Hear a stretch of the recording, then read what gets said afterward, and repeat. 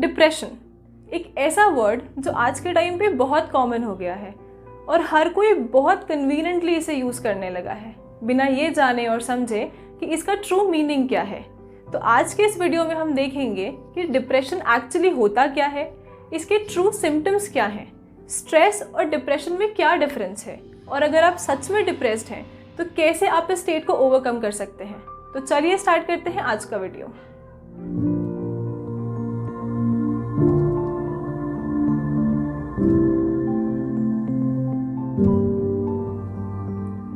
Depression एक ऐसा state है जिसके कारण हमारी लाइफ की कोई भी प्रॉब्लम, कोई भी सिचुएशन या कोई भी एक नेगेटिव थॉट 24 घंटे हमारे दिमाग में चलता रहता है और हम चाहकर भी इसे ओवरकम नहीं कर पाते।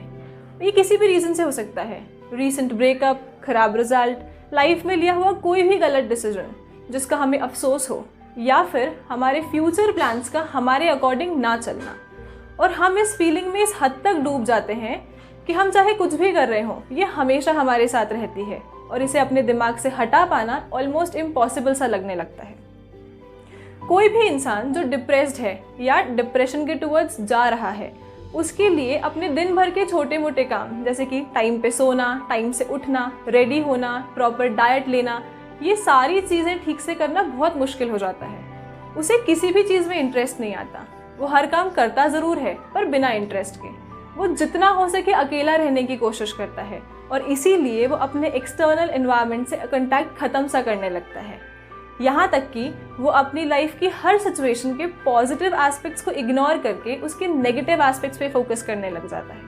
मान लीजिए किसी एक काम के लिए कोई 4 लोग उसे अप्रिशिएट करें और किसी एक ने उसे क्रिटिसाइज़ किया, तो वो उन 4 लोगों के अप्रिसिएशन को साइडलाइन करके उस एक क्रिटिसिज्म को सोच सोच के परेशान होता रहता है। और इन सभी के साथ साथ उसके इमोशंस, उसके थॉट्स और उसकी मेमोरीज उसे इस तरह डोमिनेट करने लग जाती हैं कि उसमें गिल्ट का फीलिंग आ जाता है और वो अपने आप को बहुत वर्थलेस समझने लगता है। आज की इस मेस्ड अप लाइफ में हमने अपने स्ट्रेस को डिप्रेशन का नाम दे दिया है, इसलिए ये बहुत ज़रूरी है कि सबसे पहले हम ये समझ लें कि स्ट्रेस और डिप्रेशन में क्या डिफरेंस है। स्ट्रेस एक ऐसा स्टेट है जहाँ जब भी आप अपनी लाइफ की कोई प्रॉब्लम को फेस करते हैं या किसी सिचुएशन को डील करते हैं तो वो आपको बॉदर करती है, पर जैसे ही आप उस सिचुएशन से बाहर निकलते हैं आप बहुत ईजीली अपनी नॉर्मल लाइफ कंटिन्यू कर पाते हैं। आजकल के टाइम पे स्ट्रेस हर किसी को होता है। स्टूडेंट्स को एग्ज़ाम का स्ट्रेस, ऑफिस वर्कर्स को टारगेट्स अचीव करने का स्ट्रेस, यहाँ तक कि हाउसवाइफ्स को भी अपना सारा काम टाइम पे ख़त्म करने का स्ट्रेस होता है। पर ये स्ट्रेस बहुत शॉर्ट ड्यूरेशन ऑफ टाइम के लिए होता है और यही मेजर डिफरेंस है स्ट्रेस और डिप्रेशन में। स्ट्रेस हमारे दिन के 24 घंटों में से कुछ मिनट या कुछ घंटे हमारे साथ रहता है, पर डिप्रेशन में वो फीलिंग 24/7 हमारे साथ रहती है।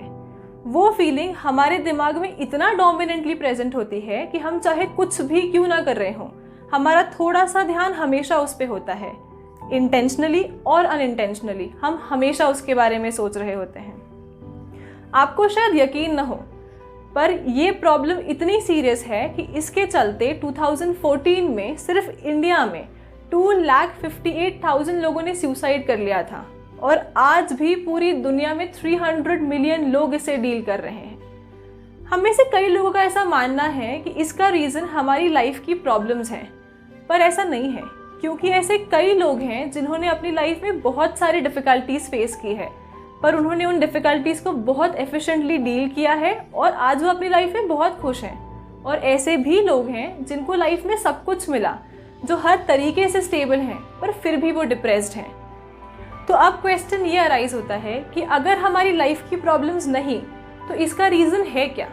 इसका एक्चुअल रीज़न है हमारी ओवरथिंकिंग, मतलब किसी भी चीज़ के बारे में हमारा ज़रूरत से ज़्यादा सोचना। और ये ओवरथिंकिंग किसी भी चीज़ के बारे में हो सकती है।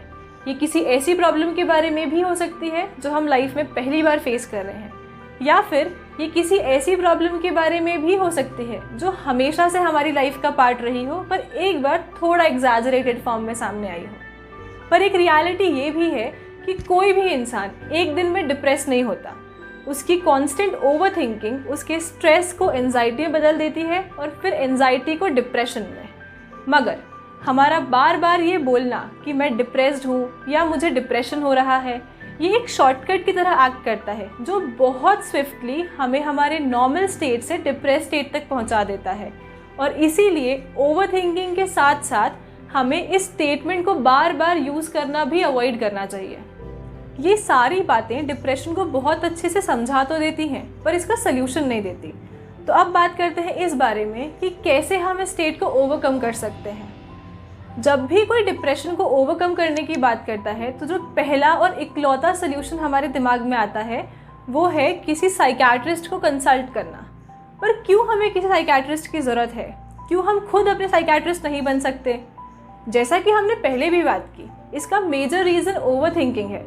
तो अगर हम इस रीज़न को ही ख़त्म कर दें तो हम बहुत जल्दी, बहुत एफिशिएंटली और बहुत आसानी से इस स्टेट को भी ओवरकम कर पाएंगे। हम किसी भी चीज़ के बारे में ज़्यादा तब सोचते हैं जब हम उस चीज़ को एक्सेप्ट नहीं कर पाते। डिप्रेशन को ख़त्म करने के लिए भी हमें सिर्फ एक ही चीज़ करनी है, उस सिचुएशन को, उस प्रॉब्लम को एक्सेप्ट करना है। हमें ये एक्सेप्ट करना होगा कि जो भी बुरा हुआ वो हमारी लाइफ का एक छोटा सा पार्ट था और उसकी वजह से हमारी लाइफ कभी नहीं रुकने वाली।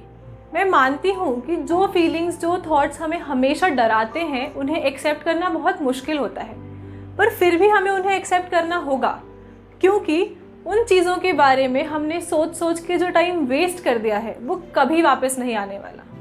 हम ये कभी रियलाइज़ ही नहीं कर पाते कि उन चीज़ों के बारे में सोच सोच के, परेशान होके हमने अपनी ट्रू पर्सनालिटी खो दी है।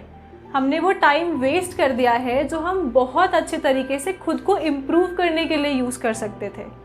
हम ये कभी समझ ही नहीं पाते कि ये कांस्टेंट थिंकिंग हमारी क्वालिटीज़ को ड्रेन कर रही है।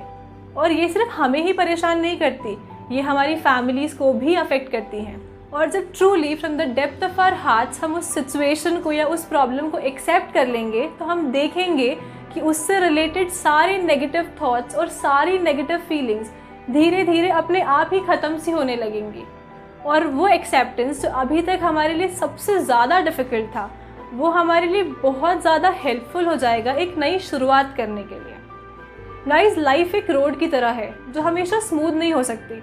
वो कभी रफ होती है तो कभी उसमें सैंडपिट्स या दलदल भी होते हैं। और डिप्रेशन इसी एक दलदल की तरह है जिससे बाहर निकलने के लिए बहुत ज़रूरी है कि हम उस चीज़ को पहले एक्सेप्ट करें, क्योंकि जब तक हम उसे एक्सेप्ट नहीं करेंगे हम उससे बाहर निकल ही नहीं पाएंगे। और एक बार जब आप इस चीज़ को एक्सेप्ट कर लेंगे तो आपके लिए अपनी लाइफ की नई शुरुआत करना बहुत आसान हो जाएगा। पर अपनी लाइफ की इस नई शुरुआत में आपको सिर्फ खुश रहने पे फोकस करना है। आप हर वो चीज़ कीजिए जिससे आपको खुशी मिलती हो। अपनी फैमिली के साथ टाइम स्पेंड कीजिए, अपने पेट को वॉक पे लेके जाइए, घूमने जाइए, छोटे बच्चों के साथ खेलिए, अपनी लाइफ फिर से जीना शुरू कीजिए। हर वो चीज़ कीजिए जिससे आपको खुशी मिले और जितना हो सके अपनी लाइफ को लेकर के पॉजिटिव रहिए। एक और तरीका जो आपको डिप्रेशन से डील करने में हेल्प करेगा वो है बात करना, अपनी फीलिंग्स शेयर करना। पर कोई भी इंसान जो डिप्रेस्ड होता है उसके लिए ये करना भी बहुत मुश्किल होता है, क्योंकि जब हम किसी से बात करने जाते हैं, अपनी फीलिंग्स शेयर करने जाते हैं तो हमें एक अजीब सा हेजिटेशन होता है। और ये बात तब प्रूव हो गई जब अप्रैल 2020 में महाराष्ट्र गवर्नमेंट ने मेंटल हेल्थ केयर के लिए एक हेल्पलाइन नंबर चालू किया, जिसमें 2 महीने में 45,000 फ़ोन कॉल्स आए। पर हैरानी की बात यह है कि उन 45,000 फ़ोन कॉल्स में से 50% लोगों ने कुछ बोला ही नहीं। वो अपना हेजिटेशन ओवरकम करके अपने आप को एक्सप्रेस कर ही नहीं पाए। और अगर आपको भी अपने आप को एक्सप्रेस करने में हेजिटेशन होता है तो इट्स एब्सोल्युटली फाइन, उसमें कोई बहुत बड़ी बात नहीं है। अगर आप पूरी दुनिया के सामने अपने आप को एक्सप्रेस नहीं कर पा रहे हैं तो अपनी दुनिया में उस एक इंसान को ढूंढिए जिसके सामने आप सब कुछ बोल सकते हो। वो एक इंसान जिसके साथ आप बहुत कंफर्टेबल हो, जिससे आप अपने दिल की हर एक बात शेयर कर सकते हो। उसे ढूंढिए और उससे बात कीजिए, अपने आप को एक्सप्रेस कीजिए। और वो इंसान कोई भी हो सकता है, आपका कोई फैमिली मेम्बर, कोई फ्रेंड, कोई कलीग, रिलेटिव, कज़न, कोई भी। पर अपने आप को एक्सप्रेस कीजिए, क्योंकि जब आप अपने आप को एक्सप्रेस करते हैं तो आपकी प्रॉब्लम से रिलेटेड हर एक नेगेटिव थॉट अपने आप ही ख़त्म होने लग जाता है। और वो आपको बहुत ज़्यादा हेल्प करता है अपनी उस सिचुएशन से डील करके उससे बाहर निकलने के लिए। वो सभी लोग जो आज ये वीडियो देख रहे हैं, जो अपनी लाइफ में बहुत खुश हैं, जिन्होंने डिप्रेशन जैसा कभी कुछ फेस नहीं किया, उन सबसे मेरी एक ही रिक्वेस्ट है कि जब भी आप किसी ऐसे इंसान से मिलें या किसी ऐसे इंसान के कांटेक्ट में आए जो किसी भी तरह के मेंटल इशू से डील कर रहा हो, तो उसकी बात सुनिए, उसके पास बैठिए, उसे समझने की कोशिश कीजिए। उसे भले आप उसे एडवाइस मत दीजिए, बट उसे ये रियलाइज़ करवाइए कि वो कितना इम्पोर्टेंट है। आपका ये छोटा सा जेस्चर किसी इंसान के लिए बहुत ज़्यादा हेल्पफुल हो सकता है, तो प्लीज़ इसे इग्नोर मत कीजिए। जब भी कोई इंसान आप में अपना वो फ्रेंड ढूंढने की कोशिश करे, तो उसका वो फ्रेंड बनिए और उसे हेल्प करिए। इस वीडियो को एंड करने के पहले मैं बस यही बोलना चाहती हूँ कि प्रॉब्लम्स तो हर किसी की लाइफ में आती हैं और हर किसी के लिए उसकी प्रॉब्लम बहुत बड़ी होती है, पर ये हम पे डिपेंड करता है कि हम उस प्रॉब्लम के बारे में सोच के उस प्रॉब्लम को बड़ा करें या उसके सल्यूशन के बारे में सोचकर उस प्रॉब्लम से डील करने की कोशिश करें। तो जब भी आप अपनी लाइफ में कोई भी प्रॉब्लम फेस करें, तो उस प्रॉब्लम के बारे में ना सोच के उसके सल्यूशन पे फोकस करिए। और अगर आप ऐसा करेंगे तो आपकी लाइफ में कभी भी डिप्रेशन जैसा कोई स्टेट आएगा ही नहीं। अगर आपकी जान पहचान में ऐसा कोई भी इंसान है जिसको ये वीडियो किसी भी तरह हेल्प कर सकता है, तो प्लीज़ ये वीडियो उसे शेयर कीजिए। This is Malvika from reality unknown. Video पसंद आया हो तो लाइक और कमेंट करिए, और अगर आप इस चैनल पर नए हैं तो सब्सक्राइब करके बेल आइकन दबा दीजिए। Thank you.